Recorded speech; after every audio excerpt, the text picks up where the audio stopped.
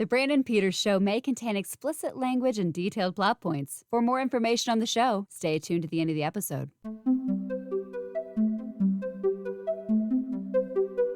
Happy 4K Blues Day, brought to you by whitesofblue.com. I'm back this week. Don't have a really big stack this week, but I got some big things within that stack, okay? Thanks for attending in your seat. Hello to the front row. How are you doing? All right, so let's get to this right now. We've got a giveaway from last week. It was Friday the 13th, part 1 and part 2. Mom, Sackhead Son, Jason, Friday the 13th, Good Kills. My winner, very happy, Valencia. She has won both films. Congrats, Valencia. You should have your codes. You can have yourself a wonderful double feature that Jimmy O and I definitely approve of highly. So this week, I've got another giveaway. And this time, I'm going to be giving away the 4K digital code for Labyrinth. Yes, Labyrinth, the David Bowie, Jennifer Connelly, Jim Henson, fairy tale-esque fantasy film that is just radical. I love Labyrinth. I think I even love it more as an adult now than I did a kid. It's really odd. But hey, we all like happiness, right? So, Labyrinth is here. So what should the hashtag to win the code be? I wanted it to be Bowie Bulge, but can't do that because that's already got a really big hashtag going and I wouldn't be able to find your entry. So we're going to go with Dance Magic Brandon, I guess, because there's the song in there. It's a sweet, rad, awesome song. I keep using the word rad today. What's up with me? Anyway, Dance Magic Brandon, enter yourself to win. Gifts, memes, photos, pictures. I don't know. Do what you can to get my attention and make it a good one. Labyrinth this week for the giveaway. Now let's move on to the stack. Now this week is, yeah, you're wondering, man, this is another late one. But usually, if they're late, it's because I'm waiting on something I want to include today. And I'll start with that one. It just arrived like 15 minutes ago. So here we are. So, okay, nerds, bros, Snyder bros, whatever. I was waiting on Zack Snyder's Justice League, a.k.a. the Snyder Cut from HBO Max. You know, the ones that we didn't shut up about for years and years and years. It's here, and now you can own a physical copy that does not come with a digital copy. All I had in here was this sheet that was like, scan this to begin streaming on HBO Max. So they're really keeping that digital exclusivity there. They're also like, the black and white version's only one. That's the only way you can watch it. They have done what I don't like in these cases. It's a nice sturdy case, but it's Blu-ray and 4K, and they have stacked the discs in here. I hate that. I know they're supposed to be very scuff-proof and stuff, but no, let's not. Stop doing that. Just make the flippers. But yeah, but I'm excited. Did you like Zack Snyder's Justice League? Worse than all, I had a lot of fun watching it. I watched it in 3 separate sittings. My first sitting, I think I watched the first hour of the film, and I was like, well, this is going to be a lot. And they like showing everything. And at the end of the day, I still think there's a trimmed down better version. But hey, fans, they wanted to see everything. And this is like everything. I'm guessing there's probably more. But it was fascinating. I love his overindulgent stuff of just this, all the slow-mo. It really builds this Lord of the Rings-esque superhero story to life. And I found myself way more into it. Surprised. I was, big fan of it. I had a lot of fun with it. I don't know how often I'm going to sit down and watch Zack Snyder's Justice League, but I really did enjoy it the one time I watched it. It's totally different. And it's got the same core story to it, but the way they tell it's better. The scenes they tell it with rock. My one wish, I would have loved a mustache Superman. I know that's from the other version, but that'd been funny. And he should have capped it off a little bit instead of going a little crazy. But hey, this is good. It's a nice ending to what Snyder was doing. And it's exciting. You can own it now. And you can toss your Joss Whedon one away, because what's the point of that one now? But yeah, Zack Snyder's Justice League. I really enjoyed it. I'm surprised. I was a negative person on this, and I found myself like, yeah, that was really good. So there you go. Quit being toxic. You got your movie. Leave people alone. It's not going to continue. Numbers say don't. Enjoy DC. We're having good. Okay? Cool. Next, we're on to another Warner Brothers 4K title. My review is up on whitesofblue.com. In the Heights. Holy hell, this movie's awesome. This is a big musical off an older Lin-Manuel Miranda one about Washington Square, and it's got big musical numbers. It's got John M. Chu, who is the director of Step Up 3D, folks. Step Up 3D, which that movie is a delight. So if you've never seen that, I wrote my review. That guy gets a lifetime pass for that movie.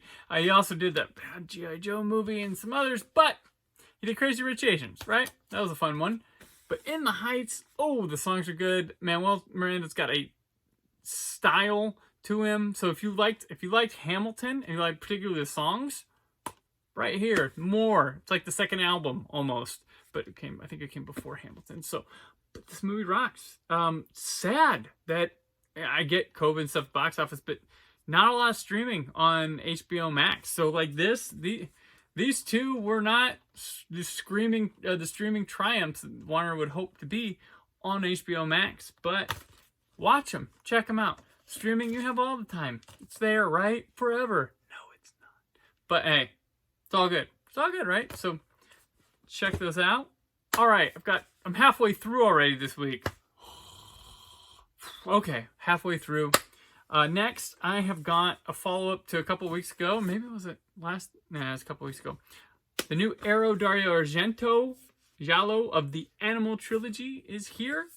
And this one is A Cat of Nine Tails. If you saw, my cat was wandering through here for her little cameo. She's like, when are you going to get to that one? I'm like, well, Madeline, I'll get to it next. So it's The Cat of Nine Tails. This is the follow-up to Bird with the Crystal Plumage. Comes in this nice hard-shell case. And it comes with a poster. Unlike a Bird with the Crystal Plumage, they did not duplicate the art. So you get the big version of what the Blu-ray or the 4K Ultra HD looks like. But then you get this other Italian poster, Gatta Nova Coda, or whatever. I'm not Italian. I shouldn't pretend to be. So here you are. You get this poster with it. The old one came with a different Italian poster to go with it. With Bird with the Crystal Plumage, they both had the same Italian poster. But you know what? They come with it. Maybe there's like, hey, you're going to dump your old one. Here's the other one. Comes with this wonderful book. I like these. I need to read them more. It comes with these books. This one is, I think it's still pretty good, but for me, it's, of the three, there's the Animal Trilogy from Dario Argento, which consists of The Bird with the Crystal Plumage, Cat of Nine Tails, and Four Flies and Grey Velvet. This is probably the least of them, but I still like it. It's a little overlong, but it has some really good sequences. James Franciscus, if you're a Planet of the Apes fan, he's the star of Beneath the Planet of the Apes. We couldn't get Charlton Heston back for the full thing, so we'll just get a guy, make him look like him, kind of go through. That's him. He's the lead in Cat of Nine Tails. This one's got some of the weirdness that can come with Giallo films. We've got more of the lobby cards here in this one. So all the backs look like that. Oh, we got the Arrow Sailor Suit and Machine Gun. They always come with these postcards. And sometimes people get a big hint as to what's coming from Arrow.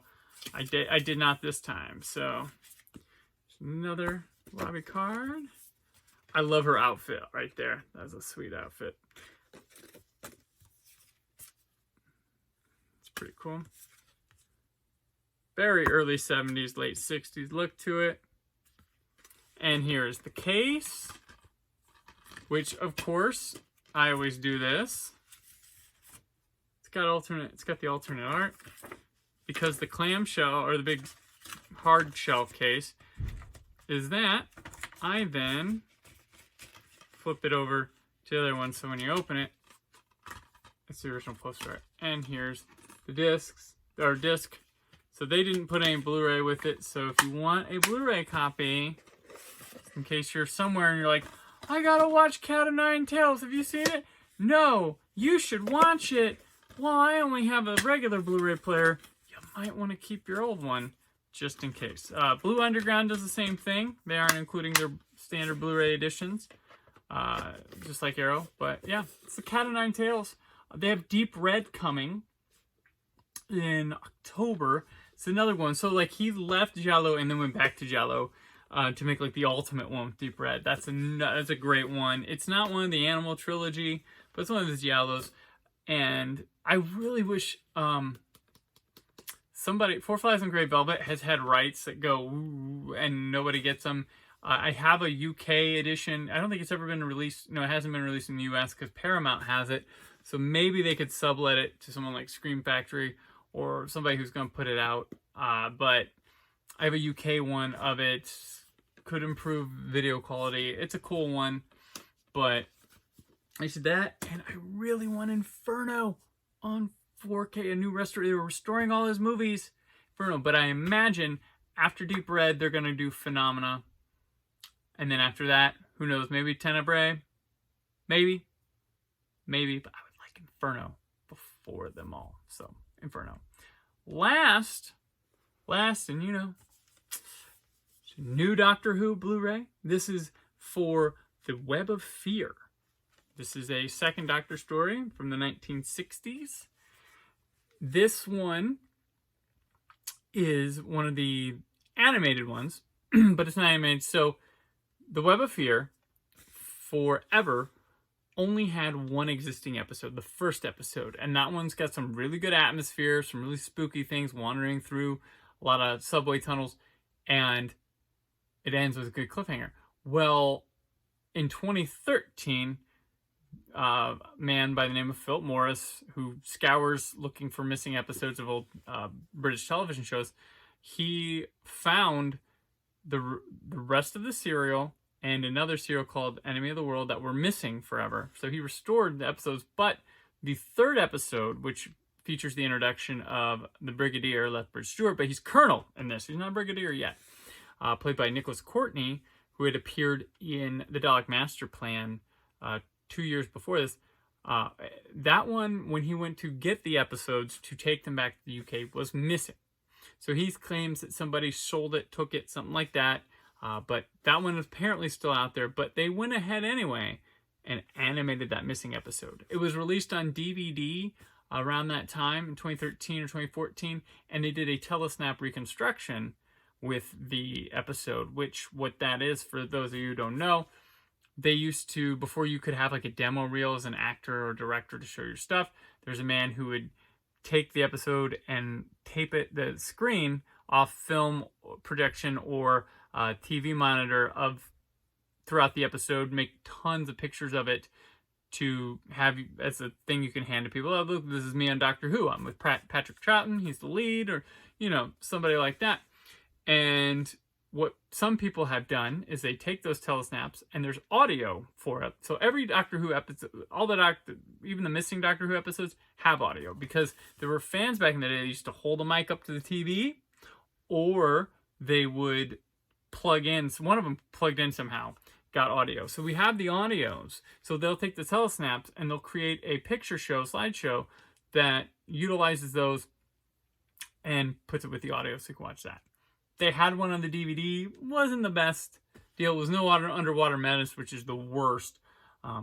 But that was how it was released before. Now this time they have released, they've done animation for episode 3 on this one. There is a new telesnap reconstruction with the audio available as well, and it also has narration by Fraser Hines from, I believe, the CD version.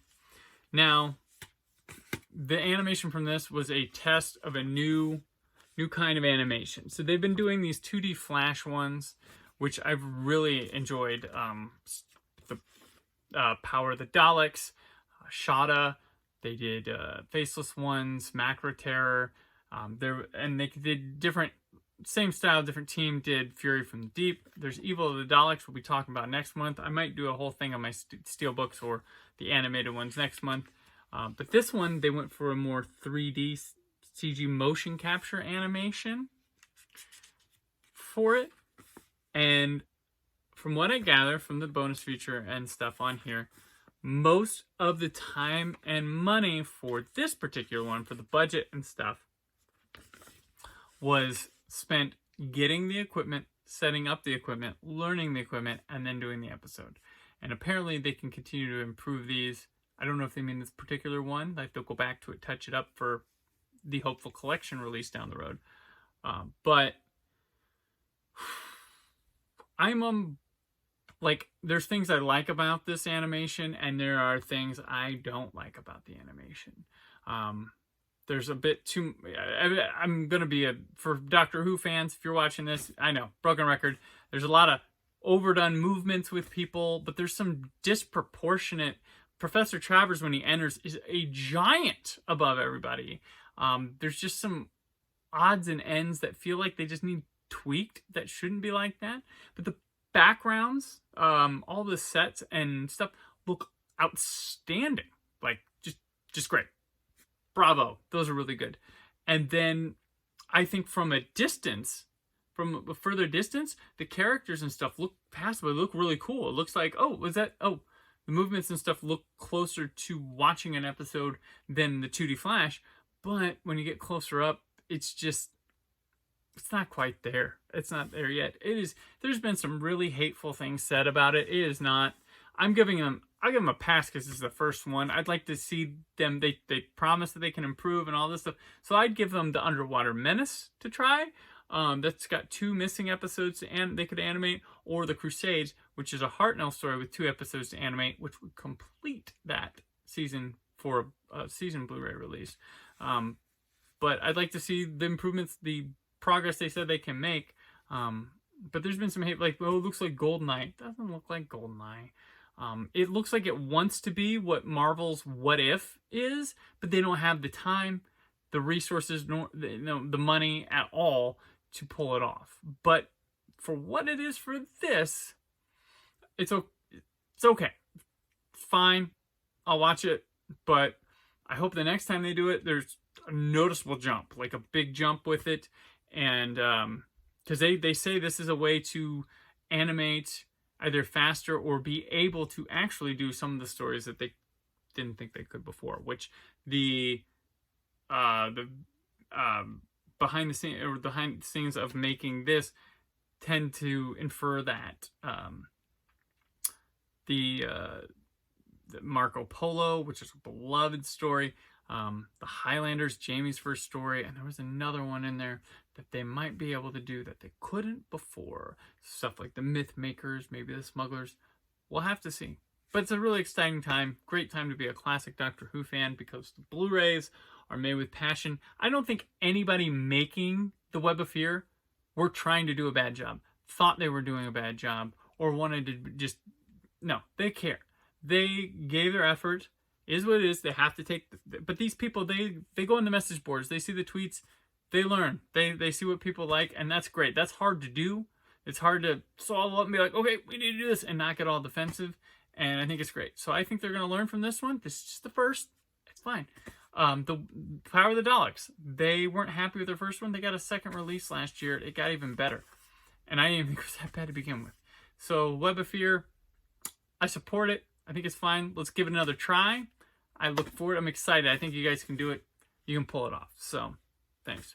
Doctor Who. Yeah. But that's it. I'm all done for this week. There was only 4 things, but it took us longer than ever. So, hey, Labyrinth 4K digital code. Hashtag Dance Brandon Dance. Is that what? Or no. Dance Magic Brandon. That's what. Dance Magic Brandon. All right. And if you're a distributor, you'd like to see stuff on here, contact me, naptownnerd at gmail.com. You can find me on the Twitters and Instagrams at Brandon4KUHD. There's also a Facebook page. Go like that. Subscribe to this fucking YouTube page, for crying out loud. Jeez, I've been sitting here close to 100 for a while. I don't like to beg for subscribers, but jeez, you're tempting me. I get close. But that's it for now. And stay tuned this week. There's more from the show. And remember to always keep the positivity in your online film chatter. Thank you for listening. The Brandon Peters Show is a Creative Zombie Studios production.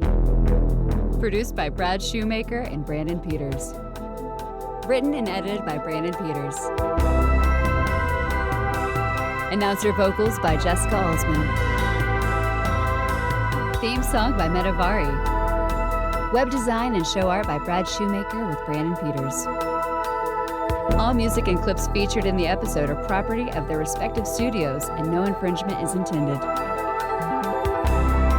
Additional information on this and other episodes at BrandonPetersShow.com. For any inquiries, press opportunities, or sponsorship, contact mail at BrandonPetersShow.com. The show is available on Apple Music, Spotify, or anywhere podcasts are found.